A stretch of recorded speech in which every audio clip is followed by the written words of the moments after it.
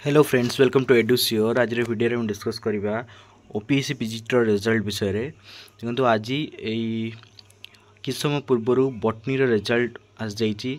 यहाँ हूँ तार रेकमेंडेशन नोटिस देखु 50 जन टोटल 50 जन टोटल ना अच्छी आपण टोटल जी सिलेक्ट होती पिला टोटल 50 जन होती। आपण मैंने निज निजर ना और रोल नंबर चेक कर नियंतु। आउ अलग जो सब्जेक्ट रहा आपणकर इंटरव्यू पर किछि दिन पर आपणकर प्राय रिजल्ट आसजिवो।